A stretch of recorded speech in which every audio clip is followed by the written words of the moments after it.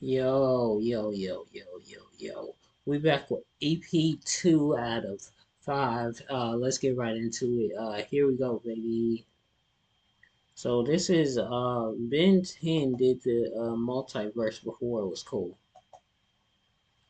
There's been a huge increase in multiverse-centered stories in the past decade, from the MCU's multiverse saga with projects like Multiverse Madness, No Way Home, Loki, and the recently released Deadpool and Wolverine. We even got post-credit scenes teasing the future multiverse events in these franchises, like what happened in the Marvels and Venom 2, even though Venom 2 absolutely did nothing with that post-credit scene. And for some reason, they apparently wanted to make the next Spider-Man movie another multiverse story after they grounded the character in No Way Home, which is just pretty dumb, if you ask me. While Marvel Studios are the biggest culprits of this trend, they aren't the only ones. Invincible's second season dealt with a bit of multiverse stuff, and more of it seems to be showing up in the third season. DC has also had their share of stories too, in their 3-part animated Crisis on Infinite Earths animated films. Also can't forget to mention Everything Everywhere All at Once and the Spider-Verse movies, as those are movies that really play into the whole multiverse concept really well. Instead of just using it for stuff like dumb cameos and other random bullshit just to tickle that part of your brain that makes you go, oh, I gotta spend my money on this new movie. It's not even just TV shows or movies either. Video games like Multiverses bring in the WB characters together in this epic multiverse fighting game that for some reason is still missing Ben 10 like WB. What the fuck are you doing over there, bro? Even Mortal Kombat 1 story, which advertised itself as a reboot of the Mortal Kombat timeline, and honestly was a pretty good story mode in my opinion, until it revealed itself that it was just a grand multiverse story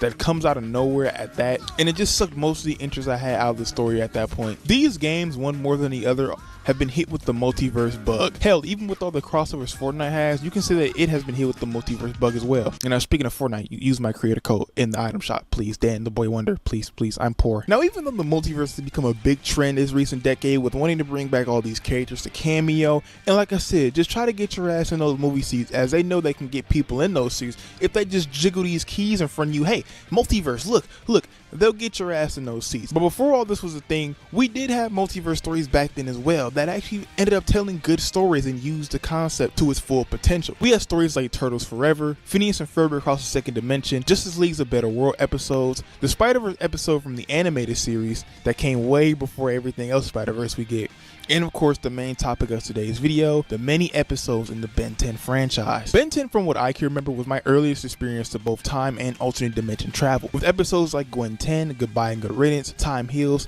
and all the alternate Ben episodes in the Omniverse, and technically the Ben 10K episodes. I'll get to those. With this multiverse trend going on today, I kind of wanted to hop on that trend too. You know, I want to say my piece. I want to make my multiverse video to get money and views and clicks like that. You know, I want to do it too, guys. But instead of, doing it the traditional way, we got to talk about Ben 10. That's what we do over here. So today I thought I would go back and look at some old Ben 10 episodes that deal with the whole multiverse concept and see just how well they used it. See if they used the multiverse to its full potential and told a really good story, or if they just used the multiverse to just kind of get you interested in the episode and just, did nothing with it. Kind of like how the Ant-Man 3 movie did, with the whole Kang shit. Because, like I said, everyone watched Ant-Man 3 just to go see Kang. Like, if you didn't, I think you need help, bro. Like, seriously.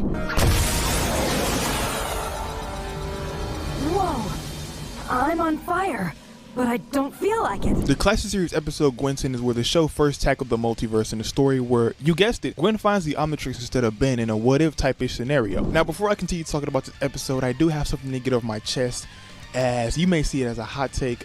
I don't really like this episode all that much. Now, before you go into the comments, before you dislike all this type of stuff, let me say my piece. All right, let me say my piece. I think this is still a good episode. Like, don't get me wrong, objectively it's still one of the classic series better episodes. I personally was just never fond of it growing up. The way Ben gets treated in this episode is why it continues to grow off me as a whole. The episode kind of belittles Ben to make Gwen feel superior, which would work for me, don't get me wrong. I'm not one of those weird motherfuckers who just think women deserve the worst or any shit like that.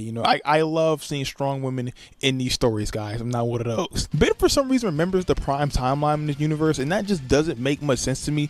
But besides the episode dunking on Ben and teasing him at the end when he thinks he's getting the watch back, this is still a pretty good multiverse story. It's the most obvious way to do a multiverse story for Ben 10, but that doesn't mean it's bad. Seeing Gwen and all her alien design makes for a cool ass episode, along with the story taking a bit of a different direction with Vilgax getting evolved immediately. And we also see Max wield the Omnitrix for a bit here, which is also pretty dope. So yeah, in my opinion, Gwen 10 takes full advantage of the multiverse concept, and it's honestly a must-watch episode, even though I personally am not the biggest fan of it. It's time for an early recess, don't you think, Ben? Yep. Going hero. Now the next episode we're going to talk about is Goodbye and Good Riddance, and I already know that I said that you're probably thinking, Dan, what, you're skipping Ben 10K? What the fuck is wrong with you? Not skipping Ben 10K. We'll get to him later, because Ben 10K as a whole is a topic that he's going to need his own little his own little section. All right, so hold off Ben 10K heads, we'll get there. Goodbye and Good Riddance is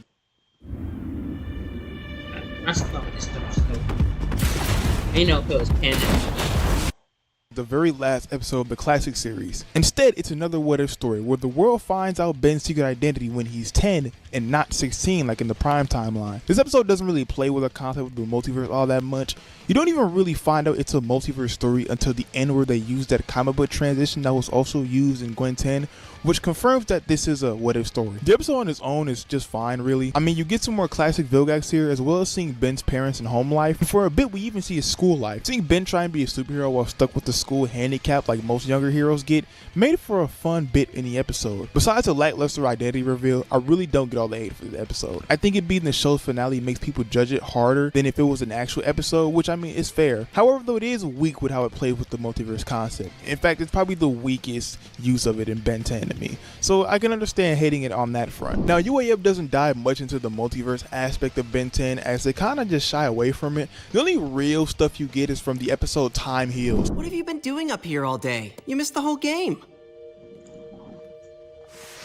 I was working on a project. I lost track of time.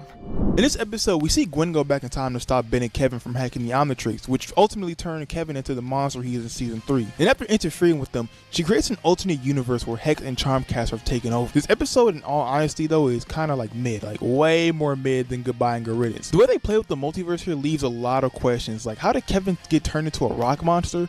How did Charmcast and Hex of all the villains take over the world? And how the fuck did Ben get captured? Like, brother, you're the strongest being in the universe damn near. There's also questions like what happened to Gwen in this timeline, as Ben presumed her as dead. It's just a weird episode, as it deals with both time travel and alternate futures. But regardless, the episode, like I said, leaves a lot to be desired in its execution of the concept, and it's probably the weakest episode that deals with the multiverse in general in Ben 10. Even though you get a cool paradox experience here, there's really nothing saving this episode, as it's both a bottom tier episode and a bottom tier use of the multiverse concept in general. Now I think it will be a good time to talk about the whole Ben 10K dilemma that I think I have, and only me, as the next episode that I will be talking about will be Ben 10K Returns. But you know, I just skipped Ben 10K, so you know, let's just get it out of the way here. Tennyson! Really, Eon? Attacking me all by yourself in my own headquarters? You call that a plan? Now, Ben 10K is an interesting case because every time we see him meet Ben, it's a result of time travel and not dimension travel. But in the episode Ben 10K Returns, Ultimate Ben says that he's a different Ben 10K. I'm a different Ben 10,000. But I do remember going to that future back when we were 10.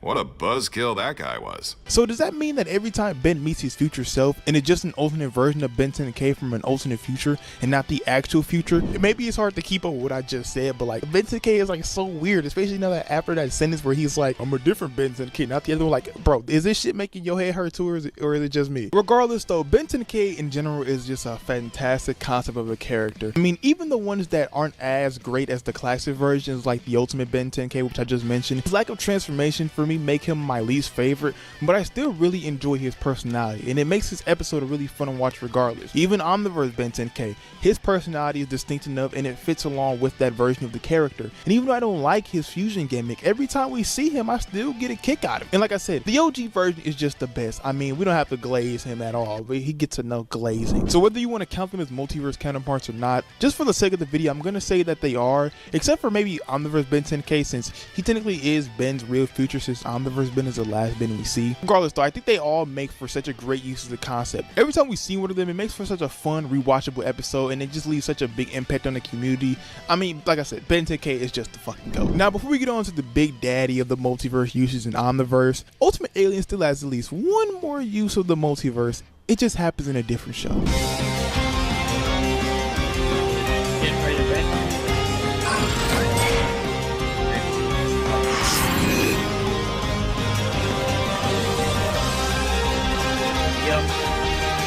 I watched that.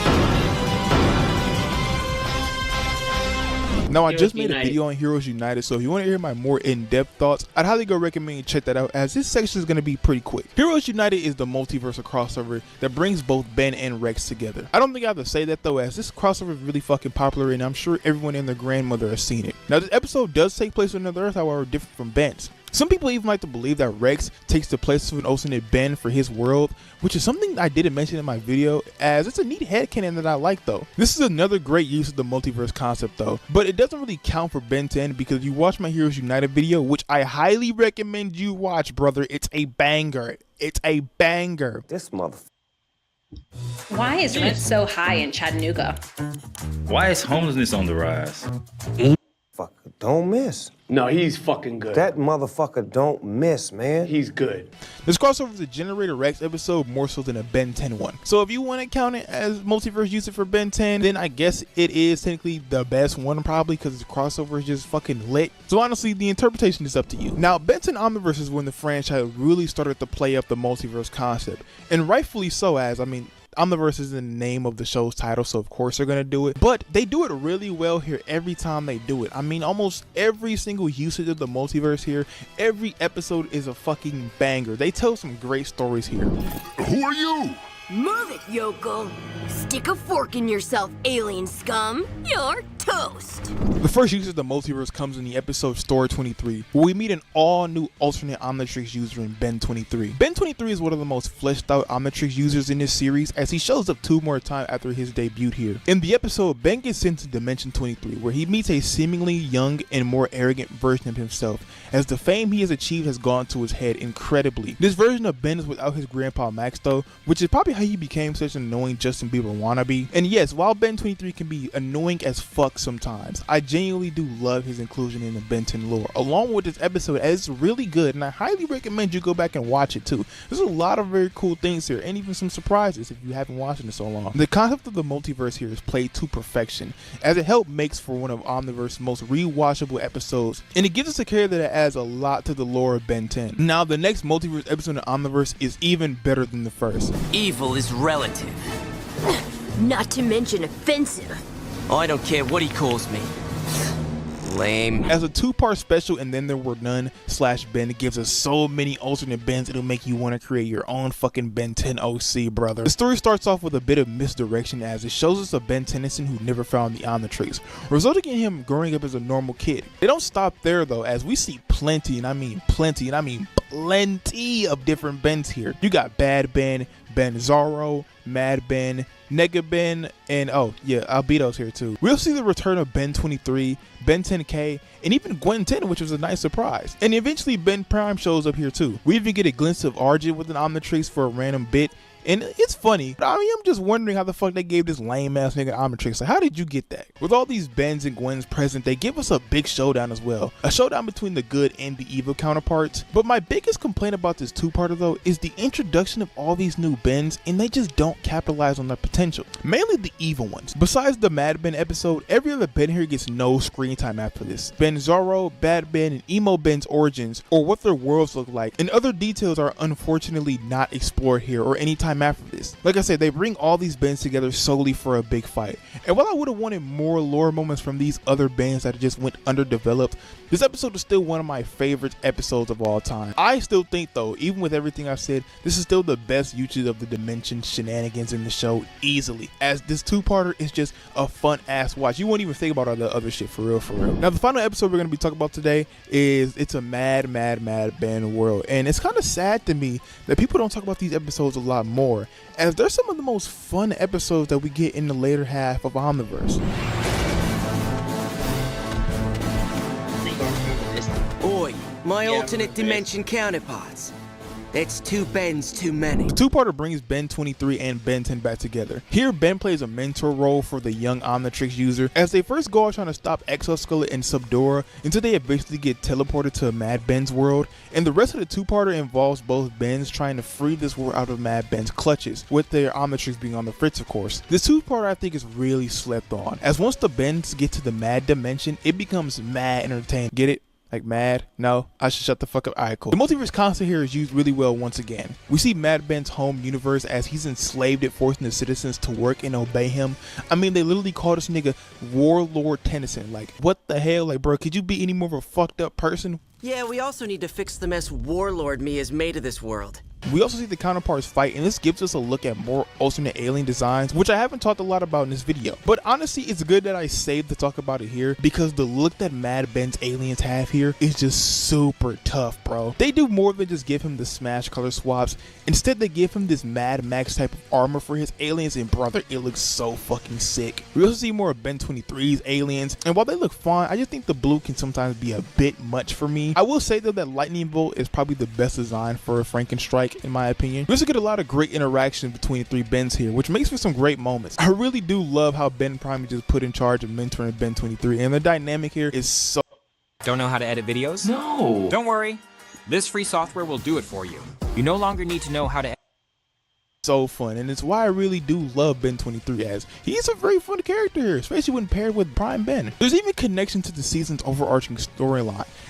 Alright, I think that's this about it. Thank y'all for watching. We'll see you on the next one.